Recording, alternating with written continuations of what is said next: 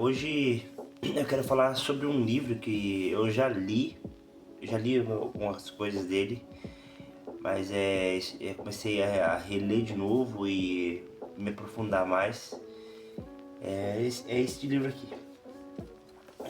Chaves para o Primeiro Milhão, de Anderson Luiz.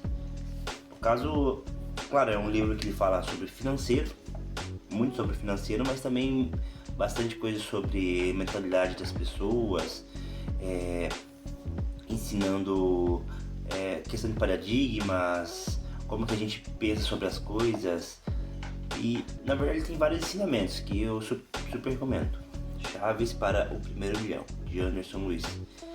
É um livro muito bom que eu ganhei de presente de um amigo meu, e tirando um dos outros livros que eu já ganhei de presente, é um dos primeiros e um dos melhores que eu já li. Eu vou falar sobre um tema que é a questão do trabalho em si, do ensino que a gente vive, que a gente tem, no caso, das escolas, e que ele conta. Eu vou contar um pouco sobre o meu entendimento, e se vocês tiverem um entendimento parecido com isso, peço que comentem, que digam aí nos comentários, e eu acho que vocês vão refletir um pouco mais. Para quem não tem esse entendimento, vai refletir um pouco mais. Sempre passava raspando, não por questão de ser burro, vamos dizer assim, por questão de eu não entendo, até ensino da minha adolescência, quando eu era criança, eu não entendia a questão do ensino, né? Eu entendia que eu não me encaixava naquilo pelo fato de... Vou falar um pouco da minha época de escola. Eu sempre fui um aluno, nunca fui um aluno de notas boas, sempre fui um aluno na média, na média um pouco baixo. Cumprir horário, ter que estudar coisas que hoje em dia eu entendo que muita coisa que a gente aprende na escola a gente basicamente não usa.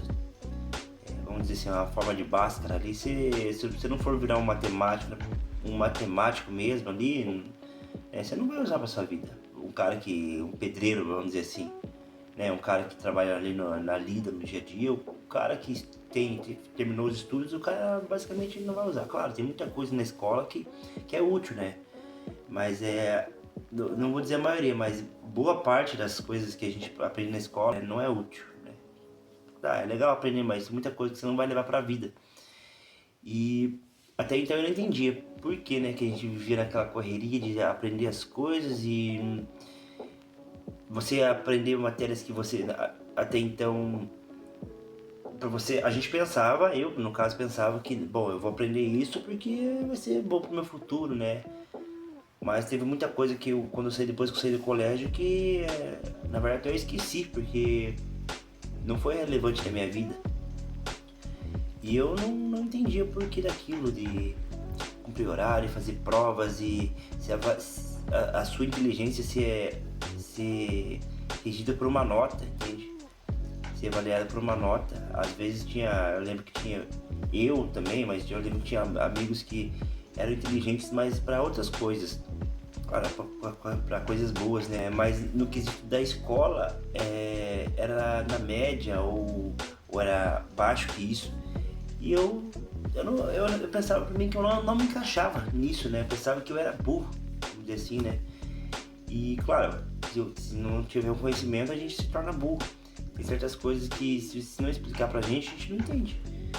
Por que disso, né? E eu fui me aprofundando nesse assunto e cheguei a quem? John D. Rockefeller. Acho que alguém já deve ter ouvido falar sobre esse nome. Ele foi um grande empresário na época dele, que ele teve, obviamente, vários negócios, e a questão do estudo foi ele que moldou um pouco a questão disso.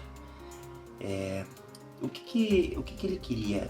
Como ele tinha muitas empresas, ele queria funcionários, certo? Ele não queria pessoas que pensassem, que tivesse, digamos assim, inteligência para artes, para pensar, para dialogar. Ele queria pessoas obedientes, ele queria funcionários em si. Queria pessoas que cumprissem horários, chegasse na hora e fizesse as coisas sem criticar, sem debater, que ouvisse as coisas calados. Ele queria isso, queria funcionário. Então, no livro, né, ele explica que ele não fala exatamente sobre sobre Rockefeller, ele fala sobre o ensino, né? Mas de tanto eu pesquisar, eu cheguei a este nome. Eu já tinha ouvido falar dele, só que eu não tinha me aprofundado. E, querendo ou não, o ensino de hoje que a gente tem, basicamente, eu moro no Brasil, vou falar do Brasil. Tudo que a gente aprende é coisa do passado, digamos assim. Não digo exatamente da história. Da história, sim, a gente tem que aprender história, tem que saber história, como que foi nosso passado, pra gente poder melhorar o futuro, entende? Só que eu digo assim que o ensino no Brasil é muito ultrapassado. Tem coisas que a gente aprende que, obviamente, não é relevante para nós, para nossa vida, que é ensinado no Brasil. E aonde que eu cheguei nesse ponto, né? A questão do brasileiro não ser um povo muito inteligente. Desculpa falar, porque é um fato. O brasileiro, querendo ou não, só quer saber de festa. E, no caso, sim, o Brasil em si é aquele negócio, né? É o famoso pão e circo, né?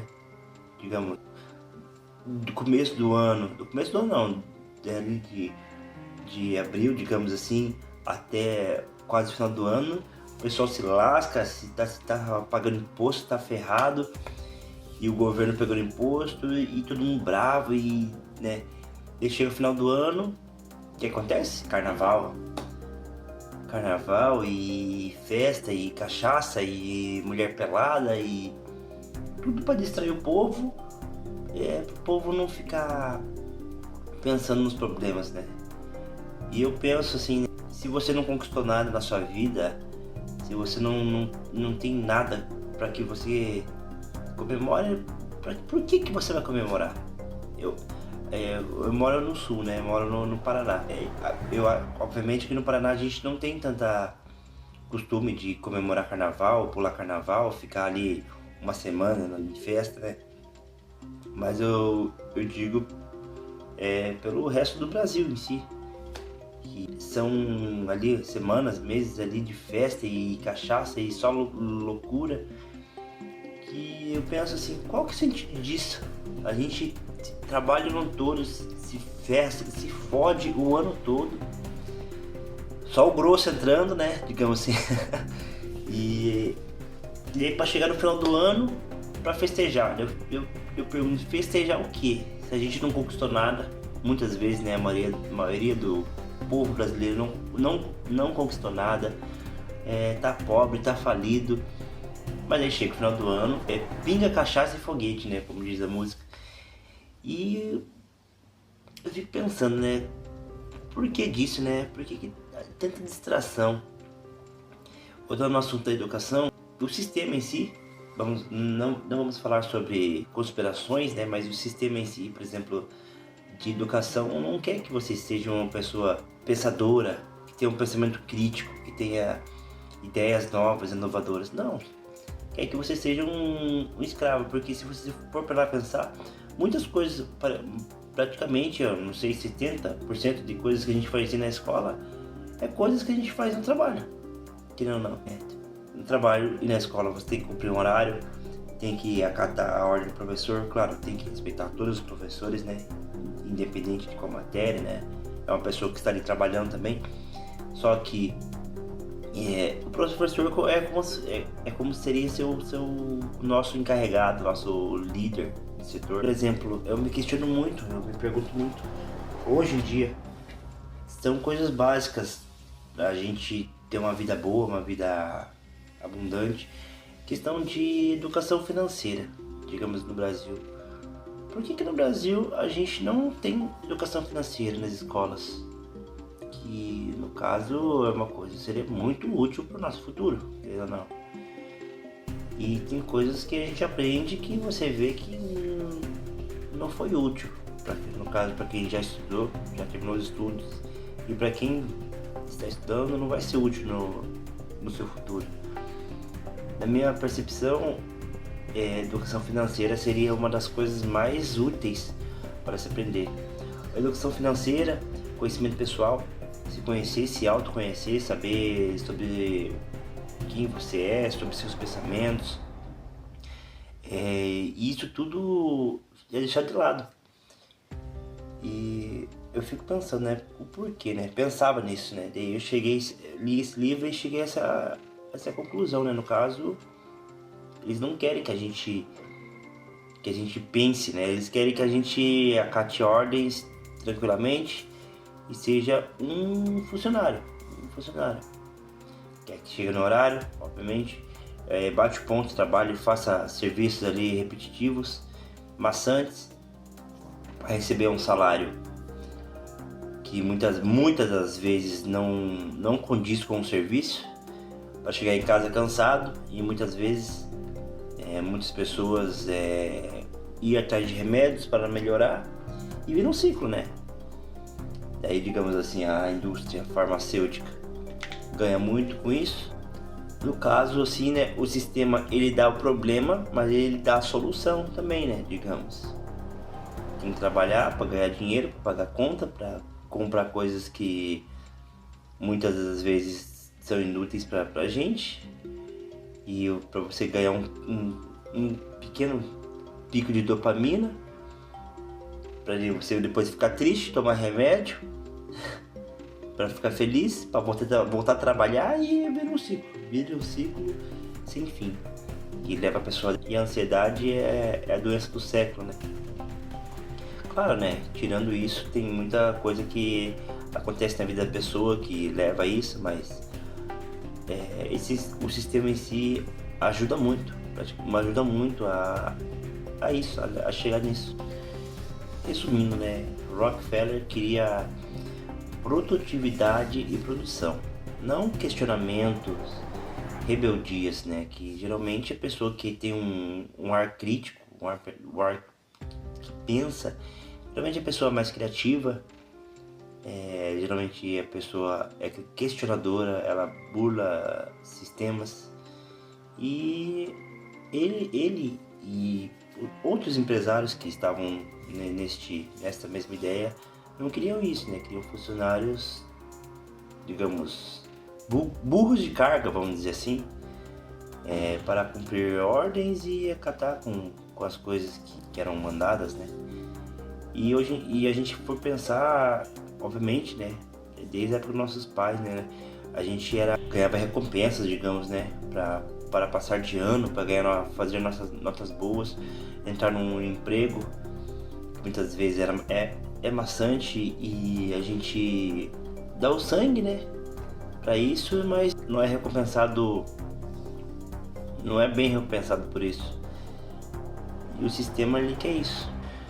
Geralmente um funcionário que é pensador e tem um alto poder crítico, ele é considerado como ameaça, pois os pensadores críticos organizam a organização de sindicatos, greves, e o funcionário em si, até o dono de empresa, não quer isso, eles querem saber do lucro.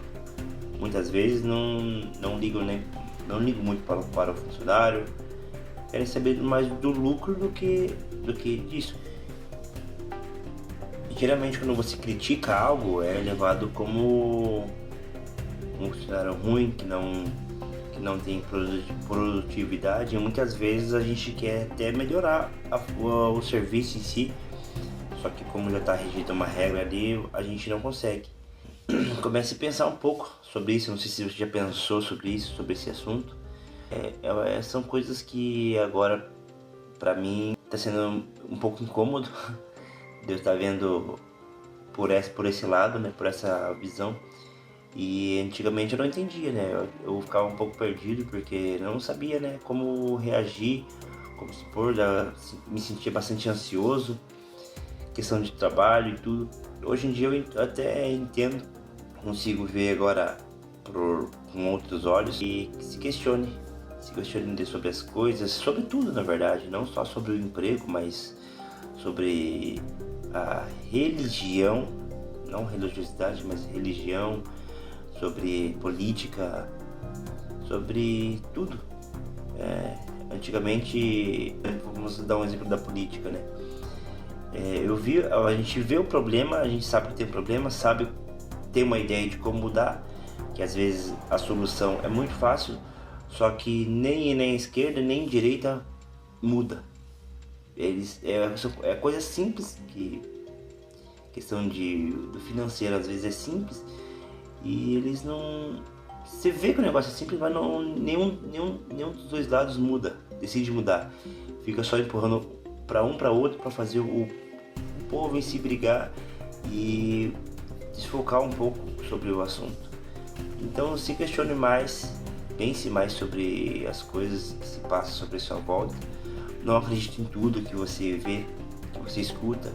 Pesquise mais, vá mais a fundo, que, digamos assim, a toca do coelho é muito profunda e, querendo ou não, a gente começa a pesquisar, a gente começa a ver coisas que tá errado, que a gente não via antes. Então se questione mais, beleza? Pessoal, agradeço pelo vídeo maravilhoso de hoje e espero que fiquem todos bem. E é isso aí. Falou, boa noite, tchau, tchau.